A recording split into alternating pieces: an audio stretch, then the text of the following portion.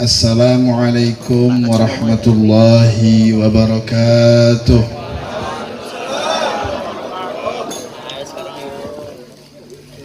Ila hadratin Nabil Mustafa Rasulullah sallallahu alaihi wa alihi wa sahbihi wa sallam wa alihi wa ashabihi wa azwajihi wa dhurriyyatihi wa ahli baiti tayyibin tahirin wa ashabil muhtadin wa tabi'in lahum bi ihsanin ila yaumiddin wa jami' ibadillahi salihin wa masyayikhina fid din wa muallimina wa dhawil huquqi alaina ajma'in wa jami' walidina wa walidikum amin wa jami'i walidina wa walidikum wa amwatina wa amwatikum wa amwatil muslimin khususan fi hadhil qaryah sya'unillah lahumul fatihah.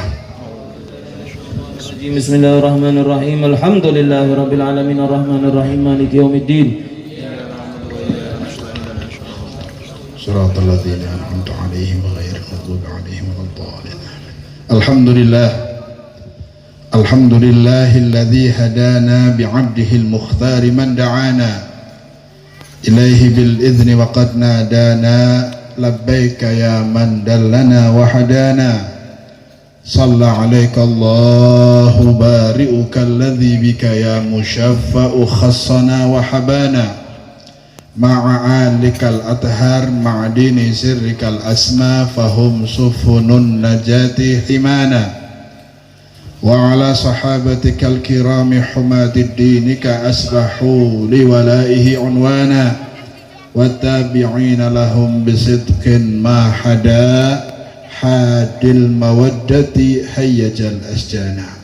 Allahumma salli wa sallim wa barik wa karrim wa azim wa taraham wa tahannan ala sayyidina wa habibina wa syafi'ina wa qurrati a'yunina wa nuri qulubina wa maulana Muhammad miftahi babi rahmatillah adada ma fi ilmillah salatan wa salaman daimaini bidawami mulkillah wa ala alihi wa sahbihi wa man walah wala hawla wala quwwata illa billah. Teman-teman sedaya para habaib, para kiai, para asatidz, para sepuh lan bini sepuh, khususipun dumateng al-mukarram al-fadil min sulalatil afadil ad-da'i ilallah al-habib Mustafa Sayyidi Barakbah, uki dumateng Habib Umar bin Qutban, Habib Hilmi Al-Kaf, Habib Syarif Al-Kaf, Romo Yai Haji Damanhuri, Romo Yai Muhsin, Haji Abdul Halim Muslih, Haji Temu Raharjo, dan Haji Juaris serta seluruh sesepuh kita, tamu kita malam hari ini, tokoh masyarakat yang hadir semuanya saja. Mari kita doakan para habaib kita, orang tua kita, guru kita, kiai kita, asatidz kita, mudah-mudahan selalu sehat walafiat. Allah berkahi umurnya, Allah berkahi ilmunya, Allah berkahi rizkinya, Allah berkahi keturunannya, dan mudah-mudahan Allah berikan kekuatan untuk istiqamah membimbing kita terus di jalan yang diridhai oleh Allah Subhanahu wa taala. Amin ya rabbal alamin. Keluarga besar Majelis An-Nur dan seluruh jamaahnya serta para pengasuh pondok, mudir ma'had, para pengajar pondok pesantren Hidayatul Mubtadiin dan santri-santrinya semuanya, gurunya, santrinya, wali santrinya, pengasuhnya yang khidmah, mudah-mudahan berkah dunia dan akhirat, dapat ilmu yang manfaat, menjadi orang yang bahagia dunia dan akhirat, menjadi ahlu ilmi yang nafi', yang bisa dibanggakan oleh Nabi Muhammad SAW. Amin ya rabbal alamin. Kalau lihat Habib Sayyid ini semangatnya luar biasa nih. Muda, energik, potensi, suaranya enak. Saya pengen nanti satu saat harus hadir di majelis Rasulullah Tegal dan sekitarnya, insya Allah. Amin Allahumma amin ya Rasul, amin ya Rabbal alamin. Saya kalau sudah masuk di majelis maulid, semua harus punya perasaan jika masuk di majelis maulid, maka yakini bahwa majelis maulid itu adalah majelis yang paling spesial, majelis yang istimewa, majelis yang punya ikatan khusus dengan manusia paling spesial, majelis yang punya hubungan khusus dengan manusia yang paling mulia, Nabi Agung Nabi Muhammad SAW. Pertama harus meyakini itu. Siapapun yang hadir di majelis maulid, dimanapun diadakan, siapapun yang membina majelis maulid itu, yang hadir harus punya keyakinan bahwa majelis ini adalah majelis spesial, majelis yang luar biasa, majelis yang mulia, majelis yang kalau kita nilai kadar kemuliaannya boleh dinilai dengan nisbatnya kepada manusia termulia, makhluk Allah paling istimewa, Nabi Agung Nabi Muhammad sallallahu alaihi wasallam. Halas. Pun sampun tiga mawon. Sanin. Maka saya permisi, nggak bisa berdiri, kalau berdiri nggak bisa lama-lama. Tadi saja Mahalikim saya tahan, kakinya agak sakit soalnya. Terus pangapunten kang kata kula nunggu teng kursi nggih. Pun, jazakallahu khair, terima kasih banyak. Cekap. Jadi kemuliaan majelis maulid itu nisbatnya kepada manusia yang termulia, makhluk Allah yang paling istimewa, Nabi Agung Nabi Muhammad sallallahu alaihi wasallam. Makanya tidak heran kalau Habib Ali Habsyi pengarang maulid yang tadi kita baca tadi menggambarkan keadaan majelis maulid, beliau sampaikan dalam bait syairnya mengatakan masyikama majma'il maulid yujallil kurub.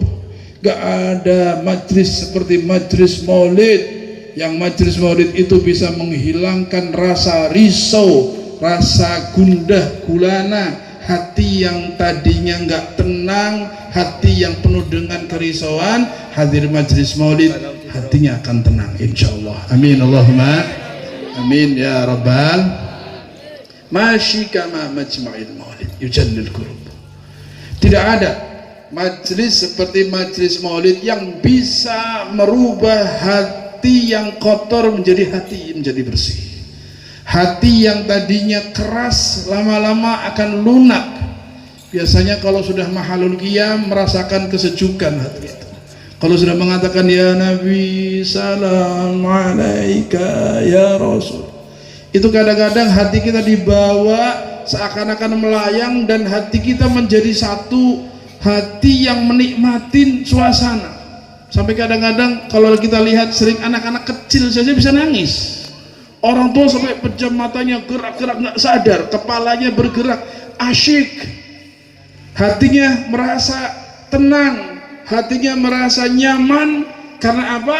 Karena di saat itu kita sedang bersolawat kepada Nabi Muhammad SAW. Di saat itu banyak rahmat diturunkan sehingga jiwa-jiwa yang tadinya gersang disirami rahmat oleh Allah Subhanahu wa taala, merasa tenang, merasa nyaman, merasa bahagia. Amin Allahumma amin ya rabbal. Ya, kemuliaan majelis maulid nisbatnya kepada manusia termulia yaitu Nabi Muhammad SAW. Kalau mengukur majelis itu spesial atau tidak, ukurannya nisbatnya kemana? Majelis ilmu misalnya, majelis itu spesial, spesialnya karena ilmu, kemuliaannya karena ilmu di dalamnya. Majelis zikir spesial, kespesialnya karena apa? Karena dalamnya ada zikir-zikir yang dilantutkan, ayat-ayat Allah, asma Allah disebutkan, asma Allah dipuji, kemudian bacaan-bacaan yang dulu dibaca oleh Nabi disebutkan, dibacakan. Maka majelis itu spesial karena zikir tadi. Majelis haul jadi spesial karena apa? Karena yang dihauli orang spesial, ulama yang soleh, para walinya Allah, orang-orang mulia, ahli ilmu, orang-orang yang punya akhlak yang baik. Maka kemuliaan majelis itu nisbatnya kepada orang-orang mulia, para ulama, para aulia, para solihin. Tapi majelis maulid nisbatnya kepada Nabi Muhammad SAW. Majelis maulid nyambungnya kepada Nabi sebagai manusia paling mulianya manusia, paling alimnya manusia, paling solehnya manusia, paling tinggi kedudukannya di antara seluruh makhluk Allah, yaitu Nabi kita Nabi Muhammad sallallahu alaihi wasallam.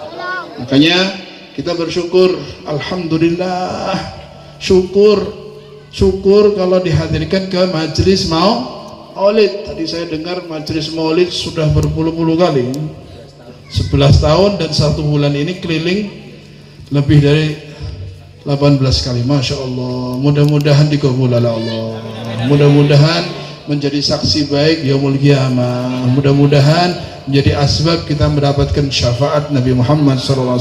Mudah-mudahan Allah tidak haramkan telapak tangan kita yang angkat saat doa bisa berjabatan tangan dengan tangan yang termulia kekasih Allah Nabi Muhammad SAW. Amin Allahumma amin ya rabbal. Tadi saya terharu, pertama duduk anak-anak kecil dikelilingkan, ini luar biasa. Kenapa? Jangan dikira cuma disentuh kepalanya, disentuh pundaknya, kemudian dikasih walaupun maaf hadiah sederhana, tapi ada yang spesial di balik itu. Spesialnya apa?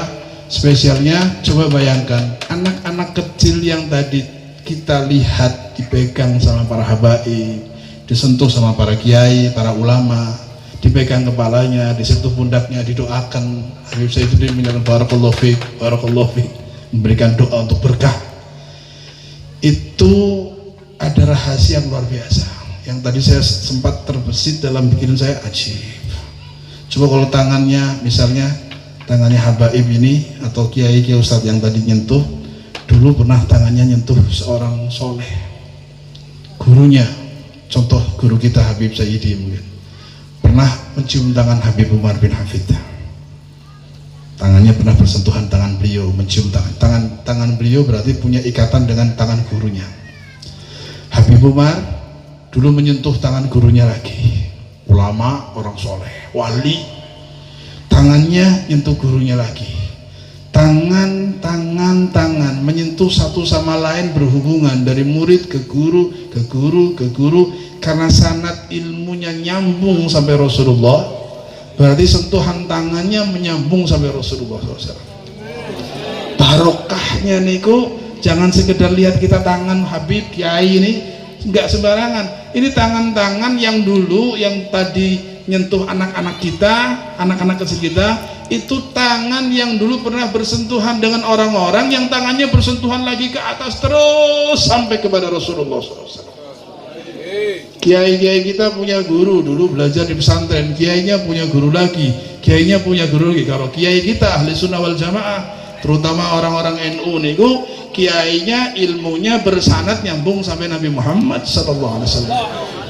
Berarti sanatnya nyambung, saking santri teng kiai, kiai teng kiai ne malih, terus dari tangan ke tangan, dari santri ke guru, dari ke guru sampai kepada Nabi Muhammad SAW. Keberkahannya nyambung dari pusatnya, manusia terberkah, manusia termulia, manusia teristimewa, manusia teragung, manusia paling spesial, Nabi kita Nabi Muhammad SAW. Maka jangan dikira tidak ada keberkahan dalam sentuhan-sentuhan dari para kiai, para habaib itu berkah. Makanya tadi saya lihat ini spesial banget, yang zaman sekarang sudah jarang orang ngalap berkah. Kalau dulu saya ingat sekali, saya punya mbah Jid, kalau manggil mbah saya dari ibu, dari ayah juga. Itu kalau hadir hall Solo, hall Gresik, hall Tanggul, atau hadir acara-acara yang baik yang kumpul banyak habaib, itu kalau pulang dari hall, saya masih kecil, masih anak-anak SD mungkin, itu selalu bawa makanan, entah itu kaak, entah itu apa saja makanan, dibawa pulang, walaupun dimakan tapi disisakan untuk cucu-cucunya. Ini barokahnya hall, barokahnya hall, dipotong kecil-kecil, dibagi-bagi. Hadir haul di Haddad di Tegal sana ada nisfu Sa'ban, itu makanan nasi yang dulu dimakan para habaib, para kiai, orang-orang soleh, ditaruh di tempat sama anak saya punya Jid, saya punya mbah, niku dibawa pulang malam-malam. Nisfu Sa'ban pulangnya agak malam, kami sudah tidur, masih kecil-kecil, jam 11 malam kami sudah dibangunin, Didudukkan satu-satu, saya ingat banget. Sebab kalau dibiarkan sampai pagi mungkin basi itu nasi. Sehingga dibangunin cucu-cucunya, empat-empatnya duduk disuapin. Kadang kita sampai agak marah gitu, tidur ngantuk-ngantuk, dibangunin, dimasukin nasi kan. Tapi sebentar, sedikit aja dimakan, telan, berkah nisfu Sa'ban, berkah haul, Masya Allah. Itu mungkin yang menjadikan akhirnya kami diberkahi oleh Allah Subhanahu wa Ta'ala. Orang tua yang demikian, yang peduli sama anaknya, guru-guru, para habaib, para ulama yang kadang-kadang tidak kita dapatkan di luar sana, gak kita dapatkan di sekolahan-sekolahan umum, adanya di majelis ilmu, di pondok pesantren, oleh orang-orang soleh yang tahu bagaimana keberkahan yang ada dari atharnya para solehin. Jangan dikira nampan nasi yang tangannya sudah nasinya sudah disentuh tangan orang soleh. Tangan orang soleh ini tiap malam menengadah minta sama Allah. Tangan yang terkenal tiap malam munajat. Tangan yang setiap saat buka lembaran mushaf Al-Quran. Tangan yang menjadi saksi untuk berzikir menyebut hitungan jumlah nama-nama Allah. Tangan yang dulu bersentuhan dengan orang-orang soleh. Tangan-tangan yang berkah inilah yang akhirnya memberkahi anak-anak kita, insya. Makanya tadi saya berharap, ya Allah, mudah-mudahan semua anak tadi yang tadi lewat disentuh, didoakan jadi anak-anak yang soleh semuanya, anak-anak yang ahli ibadah semuanya, anak-anak yang ahli Quran semuanya, anak-anak yang diberi hiasan akhlakul karimah oleh Allah, hidupnya berkah, hidupnya bahagia dunia dan akhirat, insya Allah. Amin, Allahumma amin ya rabbal. Anak-anak kita yang belum hadir tadi juga mudah-mudahan di rumah dapat berkah, insya Allah. Amin ya rabbal. Makanya keberkahan itu, maaf, tidak bisa kita remehkan, karena kadang-kadang ilmu tanpa berkah nggak bermanfaat, harta tanpa berkah nggak manfaat, umur tanpa berkah, masya Allah. Yang inti dari semua itu adalah keberkahan. Harta diberkahi, hartanya bertambah baik, tambah baik untuk kebaikan, untuk kebaikan. Umur diberkahi, maka semakin tambah umur semakin baik, semakin baik, semakin baik. Anak yang diberkahi semakin besar semakin baik, akhlaknya baik, ibadahnya baik, perilakunya baik. Itu berkah. Maka kadang-kadang bukan cuma sentuhan tangan, tatapan juga punya pengaruh. Anak kecil kita biasa dihadapkan ke ulama biar dilihat wajahnya, biar mata mereka biar menatap para ulama, mata mereka biar melihat para habaib, para kiai yang notabene-nya para habaib dan kiai itu juga dulu pernah natap gurunya, gurunya menatap gurunya lagi, gurunya menatap gurunya lagi. Karena sanad ilmu silsilah rantai dari guru ke guru nyambung ke Nabi, berarti tatapannya pun akan nyambung kepada Nabi. Iya, jangan dikira cuma duduk lihat. Kadang-kadang nggak paham ceramahnya Habib Kiai, cuma lihat, tapi natapnya saja sudah berkah. Hadirnya melihat wajah orang soleh berkah, karena tatapan itu menjadikan kekuatan, ikatan dengan orang yang ditatap, yang nyambung terus kepada orang-orang mulia, maka kemuliaan itu akan nyambung kepada orang yang menatapnya, insya. Iya, orang soleh kalau dilihat bukan sekedar, jangankan ngambil ilmu yang hadir majelis, natap saja kita dapat berkah. Asal natap dengan cinta, natap dengan ta'zim, dengan hormat, maka keberkahannya akan mengalir kepada yang melihat. Habib Ali dalam qasidahnya mengatakan, bakhat man ra'ahum aw ra'a man ra'ahum. Beruntunglah orang yang melihat mereka. Siapa mereka? Orang-orang soleh, orang-orang mulia, orang-orang yang dulu kumpul dengan orang soleh, orang yang duduk di hadapan para solehin, belajar ilmu di hadapan mereka. Mereka dapat berkah, mereka orang mulia, mereka orang soleh, yang ahli ibadah, yang senang sholawatan, yang cinta Nabi, yang hidupnya dalam aturan syariat Nabi, menghidupkan dakwah Nabi, menjalankan sunnah Nabi, istiqomah di jalan Nabi. Orang-orang mulia semacam ini, kalau kita lihat wajahnya, kata Habib Ali, beruntung. Bakhat man ra'ahum, sungguh beruntung orang yang melihat mereka. Aura'a man ra'ahum, atau bahkan melihat orang yang pernah melihat orang soleh. Nggak lihat orang soleh langsung, orang solehnya sudah wafat, tapi ada orang pernah melihat orang soleh. Kita lihat orang yang pernah lihat orang soleh saja untung, masya Allah. Makanya status sahabat, kedudukan seorang sahabat Nabi tidak bisa disamakan atau dilampaui makom sahabat itu oleh generasi setelah sahabat, walaupun dengan ilmu yang luas, ibadah yang hebat. Kita ulama, kita para ulama di Sunnah wal Jamaah sepakat, kita ikut mereka bahwa generasi sahabat ini adalah generasi paling mulia, dan kemuliaan sahabat tidak bisa dikejar dengan ilmu dan ibadah oleh siapapun. Makom sahabat ini nggak bisa dikejar dengan banyak ilmu dan banyak ibadah, selain sahabat nggak bisa. Padahal kadang-kadang tabi'in, generasi setelah sahabat, itu ada yang lebih alim, ada yang lebih abid, ibadahnya, ilmunya lebih luas, tapi kemuliaan tabi'in sehebat apapun ilmunya, sehebat apapun ibadahnya, tetap tidak bisa, jangankan melebihi sahabat, sama dengan sahabat saja tidak bisa. Sekalipun sahabat yang paling rendah dalam artian martabat dan makomnya. Iya, kenapa sahabat sebegitu mulia nggak bisa dikejar makomnya sahabat itu dengan ilmu dan ibadah? Karena sahabat punya kelebihan khusus yang tidak dimiliki oleh tabi'in. Apa kelebihannya? Menatap wajah Nabi Muhammad SAW. Kelebihannya nggak bisa dibayar dengan ilmu, dikejar dengan ibadah, nggak bisa. Selama tabi'in itu tadi tidak jumpa Nabi, sekalipun ahli ibadah, tetap makomnya di bawah para sahabat. Sehingga Habib Umar bin Hafid pernah ceritakan, tabi'in itu kemuliaannya dianggap lebih mulia dari satu dari yang lainnya, makomnya lebih tinggi satu dari yang lainnya, dinilainya dari paling banyaknya natap wajah sahabat. Tabi'in itu ukuran lebih mulia satu sama lainnya. Jadi satu sama lain punya kemuliaan yang nggak sama kan?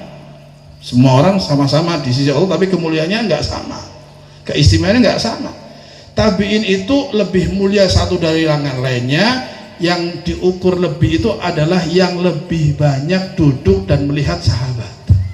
Semakin lihat sahabat, semakin mulia di tabi'in. Semakin banyak jumpa dengan sahabat, semakin spesial. Jumpa, duduk, spesial. Bagaimana kalau sahabat yang langsung lihat Nabi Muhammad SAW, natap wajah Nabi, mendengar suara Nabi, sholat di belakang Nabi, mencium tangan Nabi, melihat keajaiban mukjizat Nabi, lihat akhlaknya, lihat perilakunya, lihat ketampanannya, lihat semua keindahan. Ini yang jadi spesial sahabat, tidak bisa dikejar makamnya oleh tabi'in sehebat apapun tabi'in itu. Melihat, jumpa Nabi, lihat wajah Nabi langsung. Inilah rahasia menatap. Makanya maaf, kalau ada ulama-ulama datang, kiai, orang soleh, para habaib datang, anak kecil kita minimal biar melihat. Kalau bisa didekatkan, dipegang, didoakan, biar melihat. Lihat, wallahi, lihat wajah-wajah mereka orang-orang soleh itu. Saat ini mungkin anak itu belum merasakan manfaat, tapi nanti pertumbuhannya akan merasakan. Bahkan kadang-kadang dalam satu sikon keadaan tertentu ada satu kebanggaan anak itu, saya dulu jumpa Habib Fulan, saya dulu lihat wajah Kiai Fulan, saya dulu lihat Syekh Fulan. Ini kebanggaan untuk seorang anak yang nantinya bisa menjadi manfaat buat anak itu, bukan cuma di dunia tapi di akhirat. Amin Allahumma amin ya rabbal. Ya, maaf, saya akan sampaikan dua kisah yang kaitannya dengan menatap tadi, tatapan, pandangan, menatap orang-orang mulia. Jadi Habib Sayyidi waktu qasidah Syekh Abdul Qadir Al-Jailani Habibin Nabi, ada kisah yang terjadi di zaman Syekh Abdul Qadir Al-Jailani radhiyallahu taala anhu. Ulama besar, wali zamannya, pemimpin para wali, dijuluki dengan Sultanul Auliya, nisbatnya, nasabnya kepada Sayyidina Hasan, keturunan Sayyidina Hasan, putra dari Sayyidina Fatimah dan Sayyidina Ali, cucu Nabi Muhammad sallallahu alaihi wasallam. Syekh Abdul Qadir Jalani pernah datang ke satu kampung, nggak jauh dari rumah beliau, masuk kampung sebelah. Biasanya kalau masuk kampung situ banyak orang ramai nyambut, karena ulama besar zaman dahulu, ulama dihormati. Ulama itu zaman dahulu kalau mampir satu kampung berebut untuk masuk rumahnya, walaupun cuma nginjek rumahnya, cuma diinjek saja, minta, atau cuma nyuguhi satu satu teguk air biar diminum airnya, nanti sisanya diambil berkahnya. Itu orang dulu begitu. Santri dulu kalau lihat ulama, orang soleh, kiai, habaib itu berebut ingin diberkahi rumahnya, ingin diberkahi makanannya, manggil walaupun cuma jamu satu cangkir teh. Beda dengan santri zaman now. Santri zaman ada kiai datang, ustadznya datang, dilihat dari rumah kordek, oh ustadz, mau apa ustadz ya? Aduh, ada apa ustadz? Aduh, ketakutan. Masya Allah. Kadang-kadang dipanggil saja bingung, saya dipanggil kiainya ada apa ya? Nggak senang, beda dulu. Lah, satu ketika datang ke kampung nggak seperti biasanya. Yang tadinya ramai kalau ada datang Syekh Abdul Qadir Jailani nyambut, saat itu sepi kampungnya. Nggak ada, rumahnya tutup itu. Padahal masih sore. Penasaran, tanya dengan salah satu orang kampus, ya Allah ini ada apa ini? Kok kampung sepi banget, nggak seperti biasanya? Ada apa ini? Pasti ada sesuatu. Cerita orang kampung situ, ya Syekh, betul kampung ini lagi ditakut-takuti dengan suara jeritan mayit yang kemarin kami kubur. Satu orang warga sini, orang fasik, ahli maksiat, kami kubur kemarin, tapi tadi malam kalau sudah mulai sore malam suara jeritanya lebih terdengar, orang-orang kampung sini ketakutan. Jeritan kuburan, suara dari kuburan si mayit tadi sampai didengar orang kampung sehingga mereka takut. Kebetulan Syekh Abdul Qadir Jailani datang, orang kampung itu minta didoakan mayit tadi supaya tidak, minimal dia suara tangisannya nggak didengar orang kampung ini. Kalau bisa diampuni, dimaafkan sama Allah, didoakan seorang wali. Khalas, tunjukkan tempatnya, kuburannya. Datang Syekh Abdul Qadir Jailani datang ke kuburannya, betul jeritan terdengar dalam kuburan, nangis. Kemudian mau didoakan bareng-bareng sama Syekh Abdul Qadir Jailani dan orang-orang yang hadir, tapi apa? Kanjeng Syekh niku sempat tanya dulu, ini mayit ini yang sekarang kita mau doakan, dulu pernah enggak hadir majelis anak? Pernah datang ke rumah saya atau duduk di majelis? Orang sepakat, ini orang nggak pernah ke majelis, tahu hidupnya naudzubillah min. Jangan kan datang ke majelis, lihat Ustadz Kiai saja alergi, naudzubillah min. Hati-hati nih, orang sudah jauh dari majelis, sudah nggak mau hadir majelis, malah benci sama sahibul majelis, naudzubillah min. Nggak sepakat, kayaknya nggak pernah kalau hadir tempat majelis antum, nggak pernah. Terus tanya lagi, ya sudah, kalau nggak pernah hadir majelis saya, pernah nggak jumpa saya ngobrol kayak kamu ini, ketemu salaman atau ngobrol, lihat wajah saya? Nggak. Semuanya sepakat nggak? Nggak. Lihat dari jauh sudah. Lihat saya dari jauh, mungkin pernah. Ada yang ingat, salah satu di antara yang hadir, Syekh, satu ketika saya pernah lihat antum lewat dengan rombongan santri dengan kudanya. Kanjeng Syekh lewat rombongan sama santrinya dengan kudanya. Saya sedang lihat antum lewat sudah jauh. Orang ini yang akan kita doakan ini datang. Ada apa kamu di pinggir jalan? Wah, habis lihat Kanjeng Syekh lewat. Mana? Itu sudah jauh.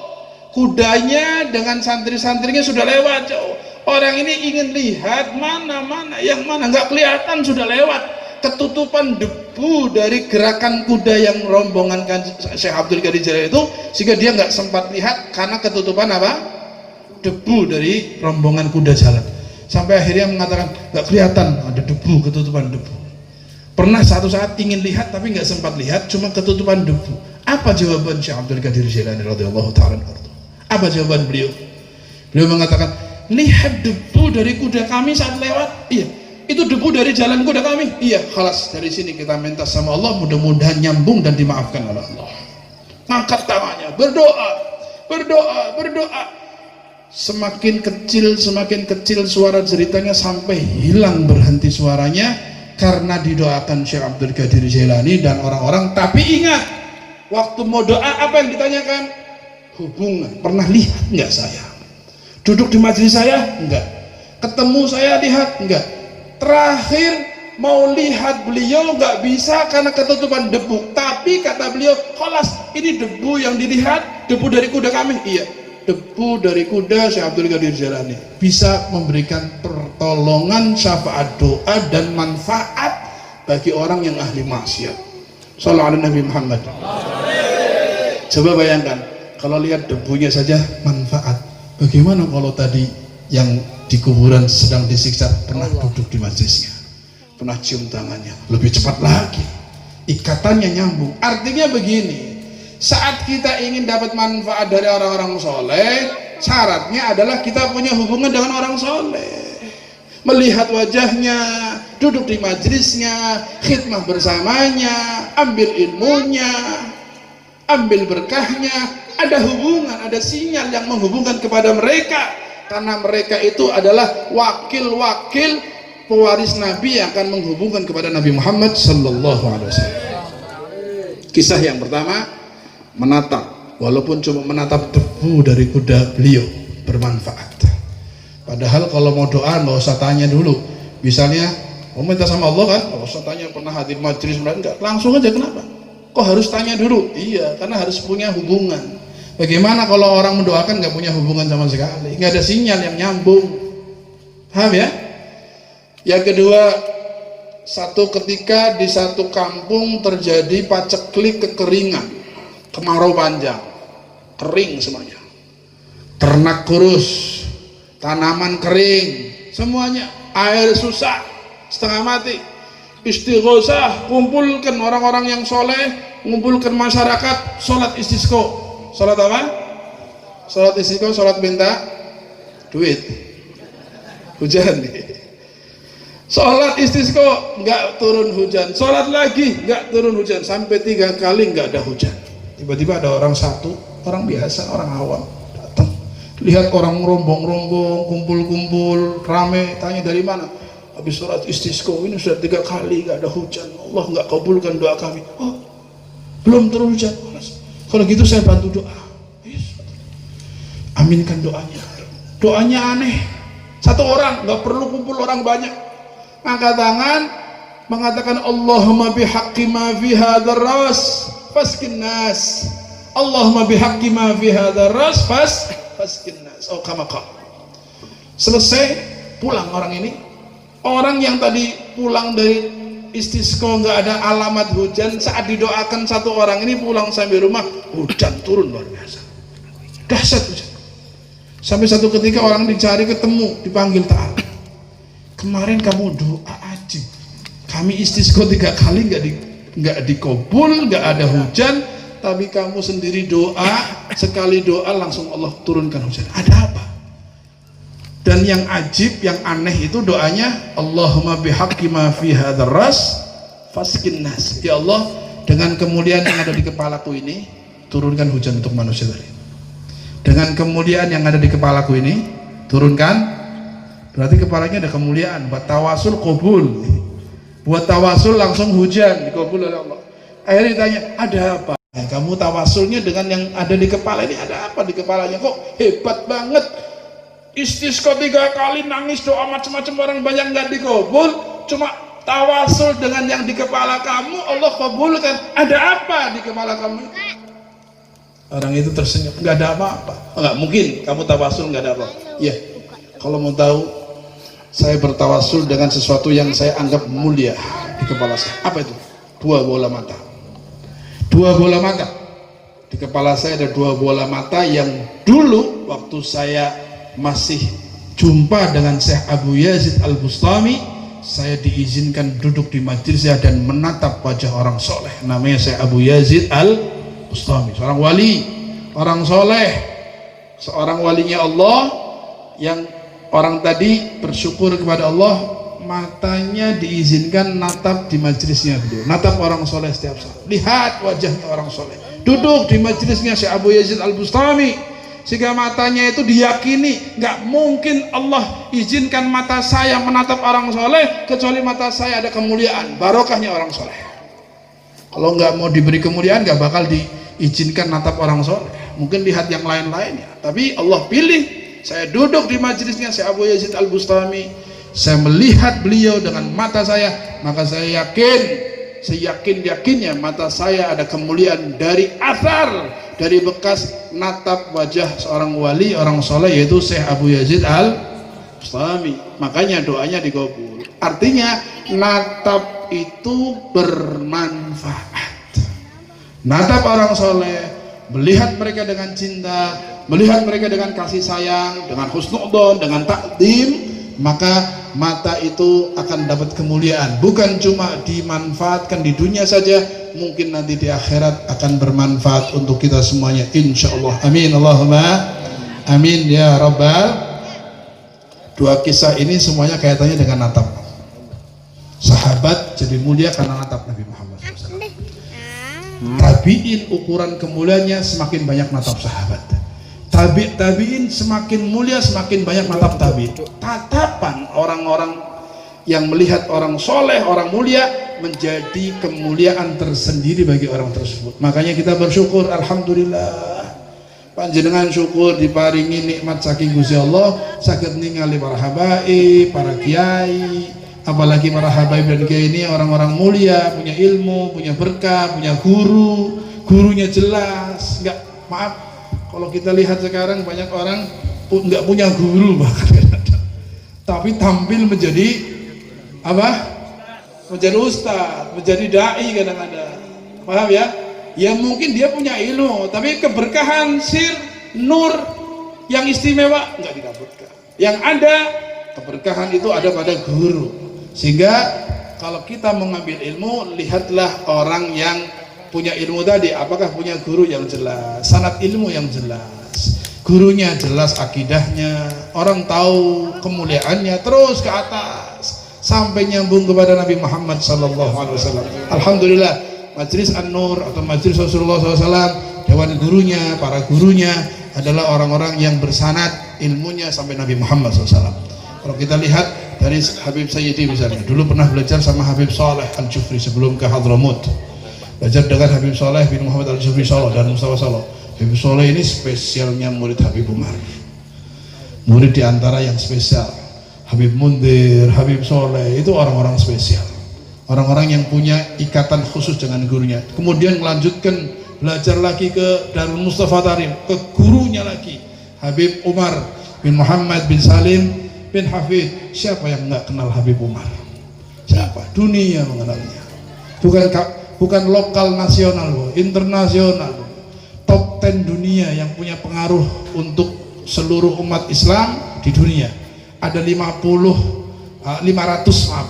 Ada satu yayasan di Jordan sana, itu nilai manusia muslim berpengaruh di dunia yang paling berpengaruh 500, dari mulai tingkat 500, 400, 300, 100, 50 besar sampai 10 besar. Dan guru-guru antum ini punya guru, diantaranya adalah orang-orang yang paling berpengaruh di dunia, bahkan masuk top 10 ulama ahli sunnah yang punya pengaruh besar. Habib Umar, Habib Abu Bakar Masyhur, Habib Ali Al-Jufri, dan banyak lagi. Orang ingin semuanya ngalap berkah kepada mereka. Ulama-ulama besar ingin dapat ijazah, ingin dapat sanad, ingin ngambil ikatan ilmu kepada orang-orang yang ada di Tarim, pada guru-guru mulia Tarim. Karena memang selain ulama yang soleh, alim, orang yang istimewa, negerinya pun negeri yang memang dijamin berkah oleh Nabi Muhammad SAW. Hadramut itu Yaman. Yaman adalah negara yang dapat doa khusus dari Nabi Muhammad SAW. Syam dan Yaman ini negara paling berkah. Jangan lihat sekarang lagi diuji dengan peperangan, tapi kita lebih yakin dengan ucapan Nabi Muhammad SAW. Kami meyakini kebenaran Rasulullah SAW setiap ucapannya. Nabi mengatakan dalam doanya kepada negeri Yaman dan Syam, barakallahu fi yamanina wa syamina. 3 kali, barakallahu fi syamina wa yamanina, barakallahu fi syamina. Sampai ada orang-orang Najd. Orang-orang Najd itu wilayah kalau sekarang wilayah Saudi, bagian ibu kota sana, bagian Riyadh dan sekitar, itu Najd namanya. Najd, ya Rasulullah doakan berkah. Nabi doa lagi, Syam dan Yaman yang doakan. Najd ya Rasulullah, yang didoakan Syam dan Yaman. Akhirnya kata sahabat, kenapa Najd nggak didoakan ya Rasulullah? Kenapa cuma Syam dan Yaman yang doakan berkah? Nabi jawab, dari Najd itu akan muncul fitnah, bahkan akan digambarkan oleh Nabi dengan kornus syaitan, dengan tanduk setan. Dan memang muncul fitnah banyak dari Najd. Musailamatul Kadzdzab ngaku Nabi orang Najd, paham ya? Dan banyak lagi orang-orang yang muncul fitnah-fitnah untuk agama ini kebanyakan muncul dari Najd, termasuk fitnah akidah takfiri, akidah yang mudah mengafirkan saudara muslim, akidah yang radikal, pencetusnya akidah itu orang Najd. Sehingga Nabi sudah tahu nih Najd penuh dengan fitnah, akan muncul banyak fitnah, tidak didoakan oleh Nabi Muhammad SAW. Tapi Syam dan Yaman didoakan khusus. Bahkan saya dengar satu riwayat dari Habib Umar bin Habib, tidak pernah Nabi senang dapat berita gembira satu wilayah memeluk Islam dan ikut Nabi melebihi gembiranya Nabi saat mendengar negeri Yaman penduduknya ikut masuk Islam dan beriman. Saking senangnya Yaman masuk Islam, nerima Islam, banyak yang masuk Islam, ikut Nabi Muhammad. Saking senangnya Yaman masuk Islam, Islam masuk ke Yaman, Nabi sujud syukur. Kata Habib Umar, tidak ada satu riwayat pun Nabi sampai sujud syukur bahagia atas kabar keislamannya penduduk satu tempat, kecuali saat mendengar penduduk Yaman masuk Islam, Nabi syukurnya sampai sujud syukur. Masya Allah. Bahkan Nabi ngasih label khusus untuk orang-orang Yaman. Apa? Disebutkan al-iman yamani wal hikmah yamaniyah. Atakum ahlul yaman hum araqqal qulub wa alyanul afidah. Al-iman yamani wal hikmah yamaniyah. Datang kawan-kawan kalian dari Yaman masuk Islam, masih memeluk Islam. Datang kawan-kawan kalian dari Yaman masuk Islam. Apa? Mereka adalah orang-orang yang hatinya lembut, araqqul qulub wa alyan afidah, dan kasih sayang, hatinya itu lembut, kasih sayang luar biasa. Ini nas dari Nabi, ini sifat penduduk Yaman, araq, raqiq, mudah tersentuh hatinya. Alyan, lembut peringainya, orangnya lembut, mudah tersentuh, punya rasa kasih sayang tinggi. Bahkan diberi tambahan lagi oleh Rasulullah, al-iman yamani wal hikmah yamaniyah. Ukuran iman Yaman, hikmah orang-orang Yaman sumbernya. Masya Allah. Kita beruntung orang Indonesia masuk Islam kebanyakan yang membawa kelompok orang-orang Islam dari Yaman. Kalau kita lihat di Pulau Jawa, Wali Songo niku ya aslinya Yaman, yang sekarang mulai diutak-utik sejarahnya, dirubah-rubah dengan fitnah yang macam-macam. Tapi sejarah telah kelihatan nyata, nggak bisa diingkari dengan bukti-bukti. Kalau selain dari Yaman yang masuk ke Indonesia, nggak mungkin kita akidahnya ahli sunnah wal jamaah, madhabnya syafi'i, asy'ari, haul, maulid, tahlil, nggak ada. Yang ada cuma di Yaman. Kalau dari Gujarat, katanya Gujarat pedagang, Gujarat itu ahnaf, kebanyakan Hanafi. Ziarah kubur nggak terlalu. Kami pernah dulu dari Mustafa ada belajar dari Pakistan, sebagian dari India. Itu kalau ziarah pagi Jumat mereka nggak keluar, nggak mau ikut. Dan Habib Umar biarkan, nggak apa-apa, nggak mau ikut ziarah. Nggak, artinya nggak hobi seperti kita orang Indonesia dan orang Yaman. Orang Yaman itu haul, ziarah, tawasul, persis sama. Apa yang ada di Yaman, kalau kita mau belajar di Tarim, persis kita lihat persis seperti itu. Kitab-kitab yang dipelajari di pesantren-pesantren Indonesia, ya kitab-kitab yang dipelajari kami di Yaman sama. Bahkan kitab-kitab karya orang ulama Yaman. Kita lihat kitab Sulam Taufik, siapa yang ngajar? Habib Abdullah bin Husain bin Thahir. Kuburannya di mana? Masjid di Yaman, Hadramut. Kitab Mughyatul Mustarsyidin, orang Yaman, Mufti Hadramut saatnya Habib Abdurrahman bin Muhammad al-Masyhur. Kitab karya Imamul Haddad lebih banyak lagi, misal Da'watul Tamar, Risalatul Mulawanah, kemudian kitab banyak, Risalah Adab Sulumung, itu semuanya dibaca di pondok-pondok pesantren yang ada di Indonesia karena ikatannya kuat dengan mereka. Alhamdulillah, keberkahan yang luar biasa yang diberikan oleh Allah kepada orang-orang Yaman nyambung ke Indonesia. Alhamdulillah, alhamdulillah. Mulanya Indonesia berkahnya luar biasa, akeh waline aman, insya Allah nggak ada masalah. Amin. Nggak usah khawatir, masih banyak aulia di Indonesia nih. Paku bumi ini kathah, mudah-mudahan dijaga terus sama Allah Subhanahu Wa Taala. Dilindungi dari hal-hal yang buruk, dijauhkan dari hal-hal yang tidak diinginkan, dijaga sehingga bumi Indonesia ini tetap aman, damai, sejahtera, berkah, insya. Selama kita berpegang kepada ahli sunnah wal jamaah. insya Allah. Mudah-mudahan kita doakan guru-guru kita, kiai-kiai kita, mudah-mudahan diberi sehat walafiat, diberi kekuatan istiqomah, diberi keikhlasan dalam berjuang. Mudah-mudahan para pembantunya yang bantu dakwah, membantu khidmah, membantu semua acara-acaranya dan ikut berjuang bersama juga dapat berkah insya Allah. Saya dengar dari Habib Zain bin Semit, Mufti Madinah, sekarang masih ada di Madinah. Waktu itu beliau duduk sama kami, ada beberapa, kami minta doa supaya anak-anak kami jadi anak-anak soleh. Habib di Indonesia fitnahnya Masya Allah. Beliau mengatakan pertama ngomong begini, kalau anak kalian ingin soleh, kamu jadi soleh dulu, atau gitu, kun solehan, jadi orang yang soleh dulu, contoh baik dulu. Kemudian yang kedua, takhdumus salihin, kamu berkhidmat sama orang-orang soleh. Kalau kamu nggak bisa jadi orang soleh benar-benar, kamu khidmah sama orang-orang soleh, bantu sama mereka, pasti anak kalian akan dijadikan soleh, kata Allah, sama kata beliau oleh Allah Subhanahu wa taala. Amin Allahumma. Yang khidmah sama orang soleh, khidmah sama ahlu ilim, kalau dia nggak jadi soleh atau nggak jadi alim, minimal anaknya akan dijadikan oleh Allah alim dan soleh, insya Allah. Amin Allahumma amin ya rabbal alamin. Itu saja, mudah-mudahan Allah berikan manfaat untuk kita semua. Terus berkhidmah, terus berjuang, terus duduk di majelis sholihin, terus cintai ulama dan habaib, hubungkan kita sekuat mungkin dengan mereka, ambil berkah mereka, insya Allah hidup kita selamat dunia dan akhirat. Amin ya rabbal alamin. Bismillahil Fatihah.